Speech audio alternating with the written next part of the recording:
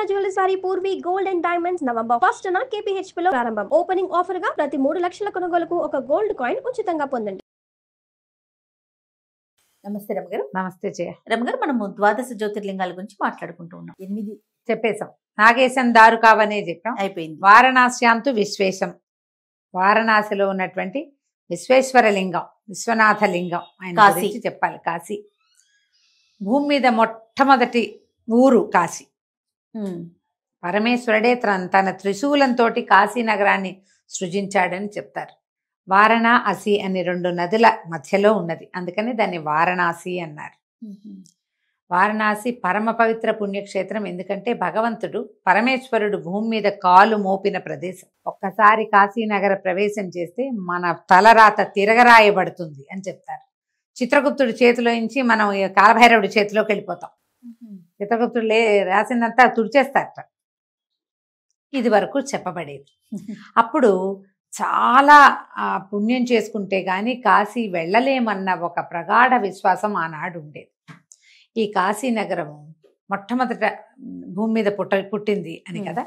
ఇక్కడ ఎలా అంటే ఎన్నో శివలింగాలు, భైరవ క్షేత్రాలు, ఎంతమందో గణపతి క్షేత్రాలు, ఎన్నో ద్వాదశాదిత్య క్షేత్రాలు, ఇట్లా చాలా ఉన్నాయి. గంగా నది ప్రవాహం ఇక్కడ కనపడుతుంది. ఆ ఘట్టాలు, స్నాన ఘట్టాలు అన్నీ విశేషం. మణికర్ణికని అవన్నీ చాలా విశేషంగా చెప్పబడుతుంది. పూర్వము అతిపెద్ద నగరంగా ఉండే కాశీ రకరకాల దండయాత్రలకి గురయ్యి ఒక రకమైన ఇరుకు సందుల ఊరుగా మారిపోయింది. స్వామిని రక్షించటం కోసం ఊరిని అట్లా క్లోజ్గా దేవాలయానికి దగ్గర చేసేసి ఇళ్ళు దగ్గరగా కట్టుకుని శత్రువులు చొరరాకుండా చేశారు. ఎంతమందో కట్టించారు. దేవాలయం మీద ఎన్నోసార్లు దాడులు జరిగి దేవాలయం పగిలిపోవటం, ఇదైపోవటం, ఎన్నో రకాలు జరిగినాయి. అట్లా ఇన్ని రకాలు జరిగినా ఇప్పుడు మనం ప్రస్తుతం చూస్తున్న దేవాలయం ఇంచుమించు 17-18 శతాబ్దాల మధ్యలో 17 చివర్లు అనుకో మరాఠా రాణి అహల్యాబాయి హోల్కర్ ఆమె కట్టించిన దేవాలయంలో ఇప్పుడు స్వామివారు మనకి దర్శనమిస్తారు. విశేషమైన పరిస్థితి ఏంటంటే కాశీని మహాశ్మశానం అంటారు. అక్కడ మరణిస్తే మోక్షం. ఆ మరణ సమయంలో స్వయంగా పరమేశ్వరుడే మోక్షమంత్రాన్ని చెవిలో చెప్తాడట. సహజ మరణం పొందిన వాడికి, వెళ్ళి కాశీలో సూసైడ్ చేసుకుంటాననేవాడికి కాదు, సహజంగా మరణించిన వాళ్ళకి. అసలు మనకి మహావాక్యాల్లోనే కాశ్యాంతు మరణాన్ముక్తి అంటారు. కాశీలో మరణిస్తే మోక్షం లభిస్తుంది. పూర్వకాలంలో ఈ నగరానికి చేరటానికి చాలా శ్రమ పడేవారు. అందుకని ఏం చేసేవాళ్ళు, చిన్న వయసు వీళ్ళు ఎవరైనా కాశీ వెళ్ళిన దాఖలాలు మన పూర్వీకుల్లో లేవు. బాగా వృద్ధాప్యం వచ్చిన తర్వాత కాశీలో మరణించడానికే కాశీకి నడిచి వెళ్ళేవాళ్ళు. ఈ వెళ్తుంటే ప్రయాణాల్లోనే అయిపోయేవారు. అప్పుడు ట్రాన్స్పోర్టేషన్ లేదు. ఆ తర్వాత ఏమో ఈ నడక, వాతావరణపు మార్పులు. ఇప్పుడు సౌత్ ఇండియా నుంచి మనం కాశీనగరం వెళ్ళాలంటే వాతావరణం మారిపోతుంది. తీవ్రమైన వాతావరణ పరిస్థితులు కూడా ఉంటాయి. ఎండాకాలం ఎక్కువ ఎండ, వర్షాకాలం అతివాన, చలికాలం అతి చలి. పైగా మన వైపు ఉన్న నెలలకి అంటే ఈ మాస నియమాలు, అటువైపు ఉన్న మాస నియమాలలో తేడాలు, వీటన్నిటితోటి ఈ వృద్ధులుగా అయిన వాళ్ళు కొంత సమాజంతో కలిసి వెళ్తూ దారిలో రాలిపోయే వాళ్ళు కూడా ఉండేవాళ్ళు. వెళ్ళాక రాలిపోయేవాళ్ళు. ఎక్కడైనా ఉండి ఒక చోట ఇగో ఇక్కడ వీళ్ళు ఇక్కడ ఉన్నామనే ఉత్తరాలు, కబుర్లు. అప్పటికి అసలు ఉత్తరాలు కూడా లేని కాలం ఒకటి ఉండేది కదా. కాశీకి పోయినవాడు కాటికి పోయినవాడుతో సమానం అనేవాళ్ళు. ఎందుకంటే తిరిగి రారని, అది తిరిగి వచ్చిన దాఖలాలే ఆనాడు ఉండేవి కాదు. ఇప్పుడు ఏంటంటే మనం కాలంతో పాటు రకరకాల వ్యవహారాలు వచ్చినాయి. మనకి ట్రాన్స్పోర్టేషన్ చాలా పెరిగింది. మరి ప్రయాణ సౌకర్యం, రవాణా సౌకర్యాలు విపరీతంగా పెరిగి ఏముంది, వాళ్ళ పొద్దున కాశీకి వెళ్ళి పొద్దునే కాశీ నుంచి తిరిగి వచ్చేసే పరిస్థితి కూడా ఈ రోజున వచ్చింది. ఫ్లయింగ్ విజిట్ కూడా చేసేస్తున్నాం. ఈ కాశీ క్షేత్రంలో అడుగు పెడితే చాలు మన పరిస్థితులు మారిపోతాయని ఆ తీవ్రమైన నమ్మకం భారతీయుల్లో ఉంది. ఇక్కడ విశ్వనాథ లింగ స్వరూపంలో భగవంతుడు వెలిసి ఉన్నాడు. మొట్టమొదటి జ్యోతిర్లింగంగా వీరినే చెప్పాలి. ఎందుకంటే ఆ మొట్టమొదటి స్వామి అడుగుపెట్టిందే, పరమేశ్వరుడు అడుగుపెట్టిన ప్రదేశమే ఇదిగా కాశీగా చెప్పబడుతుంది. ఇప్పుడు ఊరంతా కొంచెం సుమారుగా ఉన్న ఈ దేవాలయపు ఇవన్నీ కూడా సన్నటి రోడ్లు, ఇరుకు సందులు. ఈ మధ్య కొంచెం ఈ కారిడార్ అవి నిర్మించాక కొంచెం బాగుంది అంటున్నారు. ఇదివరకు ఇంకా ఇబ్బందికరంగా ఉండేది. అయినా సరే కాశీ ఎప్పుడు ప్రత్యేకమైంది. అక్కడ ఆయన కాశీ విశాలాక్షి, అక్కడి నుంచి అమ్మవారు మన అష్టాదశ శక్తి పీఠాల్లో ఒకరైన కాశీ విశాలాక్షి ఆమె కూడా ఇక్కడ కొలువై ఉంది. మాత అన్నపూర్ణ. వ్యాస భగవానుడు శపించబోయాడు కాశీ నగరాన్ని. తర్వాత అన్నపూర్ణాదేవి వచ్చి వ్యాసుడిని రానివ్వలేదని, అంటే ఆయన్ని కేకలేసిందని, తర్వాత వారానికి ఒక్కరోజే ఆయన కాశీకి వచ్చే అవకాశాన్ని పొందాడని చెప్తారు. ఆదిశంకరుల తర్వాత కాశీనగరం ఈ మహాశ్మశానంగా అనే కాకుండా ఏమనాలి, ఆరాధనా స్థలంగా పరిణమించింది. ఆయన వచ్చి కొంత దీన్ని సరిచేసి ఆరాధనా క్రమాన్ని లైన్లో పెట్టి సరిచేయించి, మరణించటానికే కాశీకి రావాలి కాదు, ఆరాధించడానికి కాశీకి రావాలన్న దాన్ని ప్రజల్లో ప్రవేశపెట్టారు. అప్పటికి తెలీదు, అంతకుముందు ఏవో తెలిసింది. అప్పుడు వచ్చేది జనం కూడా తక్కువ, చాలా కష్టపడి వచ్చేవాళ్ళు. ఆయన వల్ల ఈ ఆరాధనా క్రమము అవన్నీ కూడా మారినాయి. ఇక్కడ స్పర్శించే అవకాశం ఉంది, విశ్వనాథలింగాన్ని ముట్టుకోవచ్చు. అవును, ఇప్పుడు కూడా కొంత అవకాశం ఉంది. రోజులో ఒక్క సమయంలో స్పర్శ దర్శనం ఇస్తారు. ఈ దేవాలయంలో కూడా మనకి ఎలా కనిపిస్తుంది అమ్మవారు, తర్వాత అవిముక్తేశ్వరుడు, కార్తికేయుడు, శనేశ్వరుడు, గణేశుడు, ఇట్లా అన్ని చిన్న చిన్న దేవాలయాలు కూడా ఇలా చుట్టూత ఆవరించి ఉన్నట్టుగా కనిపిస్తుంది. ఆలయంలో ఉత్తర భాగంలో జ్ఞానవాపి అనే పేరుతో ఒక చిన్న బావి ఉంటుంది, ఒక బావి ఉంది.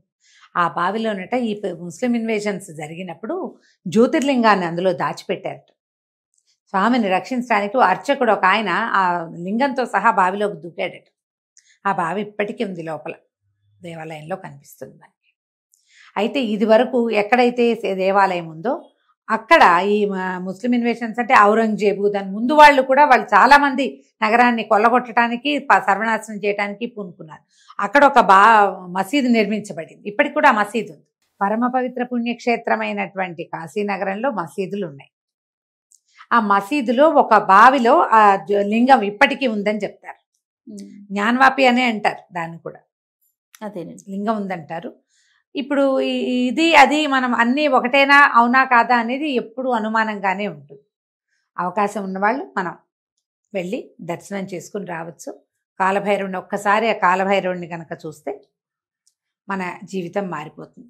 అక్షరాలు తిరగ రాయబడతాయి అన్నమాట. కొన్ని ప్రత్యేకమైన కథనాలు కూడా కనిపిస్తాయి విశ్వనాథుడి మీద. ఎన్నో రకాల గాథలు, అంటే మొట్టమొదట బ్రహ్మ విష్ణువు ఎవరు గొప్ప అని పోరాడుకున్నప్పుడు అవతరించిన అగ్నిస్తంభ రూపంలో ప్రభవించాడు స్వామి అని చెప్తాం కదా. ఆ అగ్నిస్తంభ రూపమే ఇక్కడ జ్యోతిర్లింగ రూపంలో ప్రత్యక్షమై ఉన్నదని చెప్తారు. భూమి ఆకాశాలు పట్టకుండా పెరిగినటువంటి అగ్నిస్తంభం, అంటే ఆ అగ్నిస్తంభానికి పైన కింద ఏమిటో తెలుసుకోలేకపోయారు అవును, బ్రహ్మ విష్ణువు. ఆ స్వరూపమే ఇక్కడ జ్యోతిర్లింగ రూపంలో ఉన్నది అంటారు. ఒక్కసారి కాశీనగరానికి వెళ్తే మన జీవితం మారుతుంది. దర్శనం అవసరం. ఇప్పుడు అవకాశాలు పెరిగినాయి, ఇది వరకు చేసే వాళ్ళం కాదు. అవునండి, కేవలము శ్రార్థకర్మల కోసం వెళ్ళిన కాలం కూడా ఒకటి ఉంది.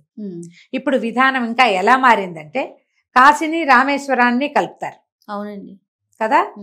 కాశీలో నుంచి గంగను తీసుకెళ్లి రామేశ్వరంలో పోయటం, రామేశ్వరం నుంచి ఇసుక తీసుకొచ్చి కాశీలో చేయటం, ఇదొక విధానం కనపడుతుంది. ఇంకా అక్కడి నుంచి ఇంకేం చెప్తున్నారు కొత్త, అంటే ఇవి కొత్తవో పూర్వమో ఉండేవో మనకు తెలియదు.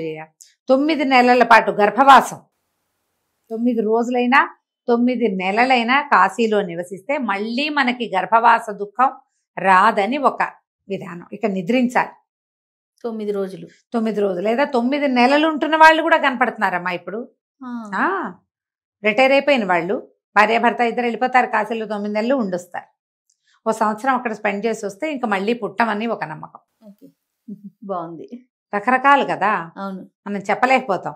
ఈ కాశీలో ప్రత్యేకంగా చూడవలసినవి అని కొన్ని దేవాలయాలు, అంటే ఒక్కొక్కళ్ళు ఈ ఇన్ఫ్లుయెన్సర్స్ కూడా చాలా మంది చెప్తున్నారు. కేదారేశ్వర లింగం తప్పకుండా చూడాలి, మాత అన్నపూర్ణేశ్వరిని, మాత విశాలక్ష్మిని, తర్వాత ఏమో ఉగ్రవారాహి అమ్మవారిని, గణపతిని, తర్వాత ఏమో ఈయన కాలభైరవుణ్ణి.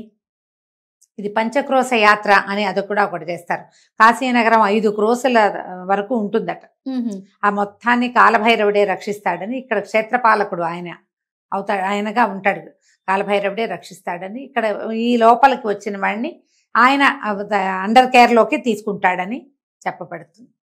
ఎవరెవరికి ఏమేమి అవకాశం ఉంటే అది చేయటం. గంగా నదిలో స్నానం చేయటం, సాయంకాలం గంగాహారతిని దర్శించటం, గంగా స్నానం చేసి కాశీ విశ్వనాథుణ్ణి దర్శించుకోవటం, అన్నపూర్ణేశ్వరిని, విశాలాక్షమ్మని ఇద్దరిని ఒకసారి చూసి రావటం జీవితంలో ఒక్కసారైనా చేయాలి.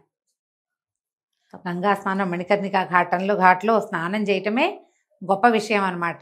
అయితే అసలు జీవం కూడా ఇక్కడే పుట్టిందని ఒక మాట చెప్పబడుతుంది. ప్రపంచం మొత్తం జలమయం అయిపోయినప్పుడు, మొత్తం నీరైపోయింది కదా, నీరైపోయినప్పుడు మొట్టమొదట ఒక స్వరూపం పుట్టింది.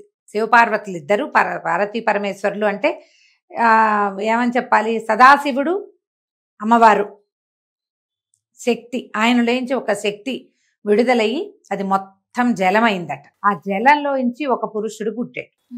ఆయన అట్లా ఒక ఆకు మీద తేలి ఆడుతూ ఆ ప్రకృతి శక్తితోటి తేలి ఆడుతూ ఆయనలోంచి బ్రహ్మ పుట్టాడు.